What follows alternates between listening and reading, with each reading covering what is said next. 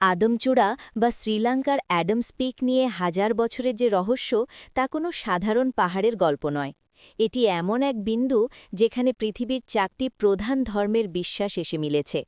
এই পাহাড়ের চূড়ায় থাকা একটি বিশালাকার পদচিহ্নকে মুসলমান ও খ্রিস্টানরা আদিপিতা হজরত আদমের, বৌদ্ধরা গৌতম বুদ্ধের এবং হিন্দুরা ভগবান শিবের বলে বিশ্বাস করে।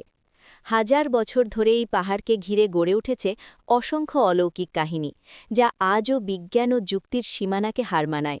চলুন ইতিহাসের পাতায় ডুব দিয়ে জেনে নিই সেই আশ্চর্য আদমচূড়ার বাস্তব ও রোমাঞ্চকর উপাখ্যান। স্বর্গ থেকে পতন, প্রথম মানবের স্পর্শ।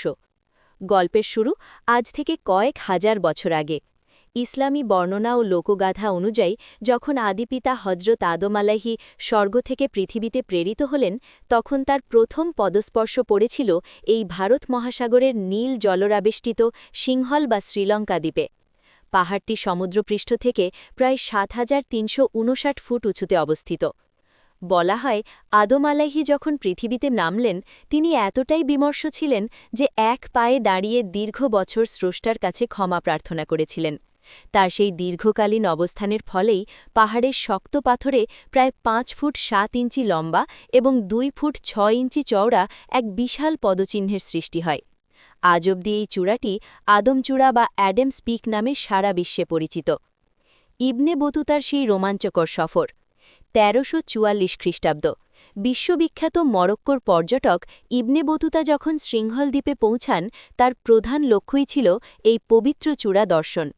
তৎকালীন সময়ে এই পাহাড় আরোহণ ছিল এক প্রকার মৃত্যুর সাথে পাঞ্জা লড়া।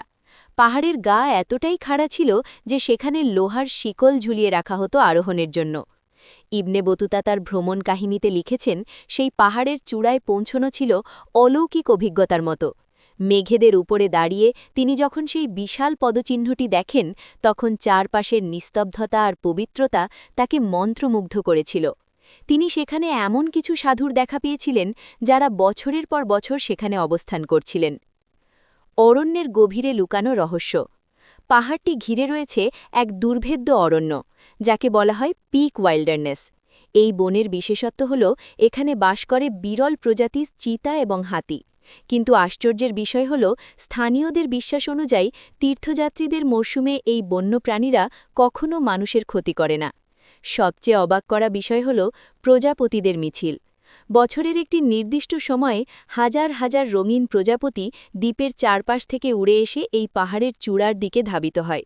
এই কারণেই সিংহলি ভাষায় একে শ্রীপাদা বা সামানাল কাণ্ডা বলা হয়, প্রজাপতির পাহাড়।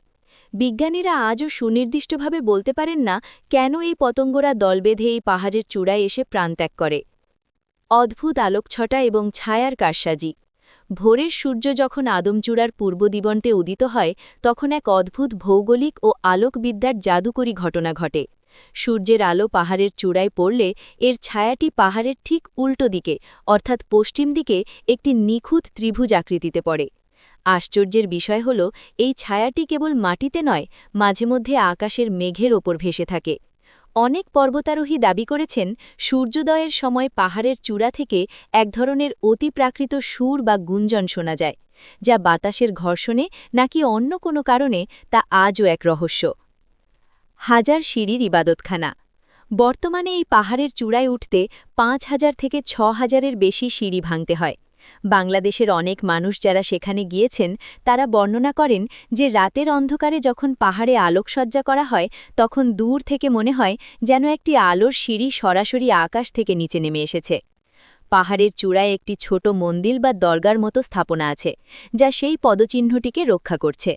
সেখানে কোনো মূর্তি নেই, আছে শুধু সেই বিশাল ছাপ। তীর্থযাত্রীরা সেখানে গিয়ে ঘণ্টার ধ্বনি বাজান। নিয়ম হল, আপনি কতবার এই পাহাড়ে উঠেছেন, ঠিক ততবার আপনাকে ঘণ্টা বাজাতে হবে।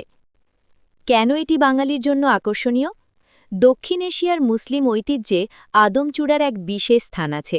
প্রাচীন পুঁথি সাহিত্য ও লোকগাথায় বর্ণনা করা হয়েছে যে আদম আলাইহি যখন শ্রীলঙ্কায় নামেন, তখন সেখান থেকে তিনি ভারতবর্ষের ওপর দিয়ে মক্কায় গমন করেছিলেন। অর্থাৎ মানবজাতির প্রসারের সেই আদি রুটটি আমাদের এই অঞ্চলের ওপর দিয়েই গিয়েছিল। মাওলানা আকরাম খাঁ থেকে শুরু করে আধুনিক অনেক গবেষক এই পাহাড়ের ভৌগোলিক অবস্থান এবং ধর্মীয় গুরুত্ব নিয়ে কাজ করেছেন। তাদের মতে এই চূড়াটি হল পৃথিবীর কেন্দ্রবিন্দুর একটি প্রতীক, যেখানে আসমান এবং জমিন যেন একে অপরকে আলিঙ্গন করে। উপসংহার: আদমচূড়া কেবল একটি পাহাড় নয়, এটি মানুষের বিশ্বাসের এক মিলন মেলা, যেখানে বৌদ্ধরা পদ্ম দেখে, হিন্দুরা শিবের পদচিহ্ন দেখে, আর মুসলমানরা দেখে তাদের আদি পিতার স্মৃতি। বছরের পর বছর ঝড়, বৃষ্টি আর প্রতিকূলতা সহ্য করে দাঁড়িয়ে থাকা এই পাহাড়টি আমাদের মনে করিয়ে দেয় যে পৃথিবীতে এমন অনেক রহস্য আছে যা আজও মানুষের জানার বাইরে। আপনি যখন এই পাহাড়ের পাদদেশে দাঁড়াবেন এবং ওপরের দিকে তাকাবেন, তখন আপনার মনে হবে হয়তো সত্যিই এখান থেকেই মানব সভ্যতার সেই দীর্ঘ সফরের সূচনা হয়েছিল। থার্নি, এই অলৌকিক পাহাড়টির চূড়ায় সূর্যোদয় দেখার অনুভূতি কেমন হতে পারে তা নিয়ে কি আপনি আরও বিস্তারিত জানতে চান?